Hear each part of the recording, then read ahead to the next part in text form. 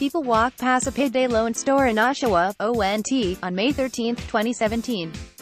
Payday lenders in Canada are increasingly being pinched by regulations as more municipalities look to impose restrictions on their business activities and rein in the number of physical locations. Toronto is the latest municipality to crack down on payday lenders with new regulations that cap the number of physical locations allowed across the city and require operators to be licensed and pay a fee. Doug Ives, the Canadian Press. Toronto, Canada's largest city, is the latest of a host of municipalities to crack down on payday lenders with bylaws to impose restrictions on their business activities and rein in the number of physical locations. Toronto City Council adopted new interim regulations last week that cap the number of physical locations allowed across the city and require operators to be licensed. That permit will cost lenders an initial $633, plus $309 to renew it annually.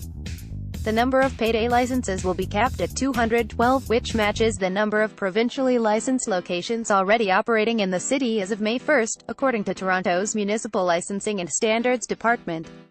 Payday lenders are often a last resort for borrowers who would otherwise be rejected for a traditional bank loan. The crackdown is in addition to new regulations handed down by the province. The Ontario government decreased the cost of a payday loan from $21 to $18 per $100 in 2017 and dropped it again to $15 this year. The loan rates still far exceed Canada's criminal usury rate of 60% interest when expressed annually, but because the loans are meant to be used to cover short-term expenses for a 2-week period, the lenders do not express terms annually. However, many users end up carrying them for far longer than their next paycheck. Toronto City Councillor Kristen Wong-Tam, who has long pushed for more restrictions on payday lenders, said these businesses often prey on the most economically vulnerable and trap them in a vicious cycle of debt with high interest rates that make it nearly impossible to repay the loan.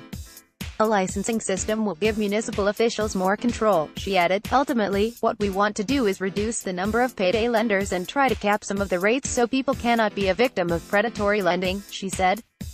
Last month, Ottawa City Council adopted a motion to examine options to establish a cap on the number of payday loan establishments and measures to reduce their concentration. In March, Hamilton City Council adopted legislation to cap the number of payday loan outlets to 15, or 1 per ward, while City Council in Belleville, ONT, adopted a councillors' resolution to study the possibility of limiting payday lenders' presence to 3 distinct zones. But even as cities close in on physical outlets, short-term loan providers increasingly interact with their customers online. That's certainly the challenge that we have, said Wong-Tam. Much of the financing is also available online. And once it's online, how do you regulate something that doesn't have a physical address in Toronto? Toronto city officials are also considering limiting distances of payday lender establishments in certain neighborhoods as part of its consultation and research process over the next year. After 1 year of the interim regulations being enforced, licensing officials will make recommendations on how to regulate payday lenders, including possible additional license requirements. Tony Irwin, CEO of the Canadian Consumer Finance Association, said its members understand the industry needs to be regulated, but these new rules seem like duplication, with additional fees on top of the provincial fees.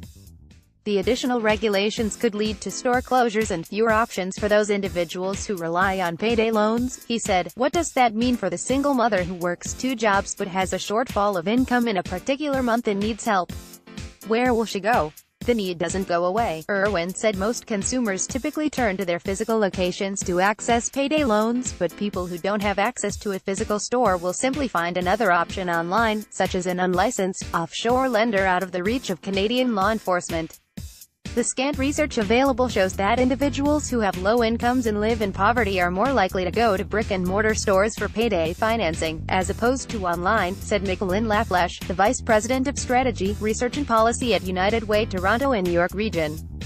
She said the non-profit organization, which made submissions into the city regarding payday loan regulations, is pleased that Toronto is taking initial action to make sure that these credit products are not taking undue advantage of people. The ultimate aim is to protect the consumer, without ending and killing the business. There is a balance that needs to be struck there somehow.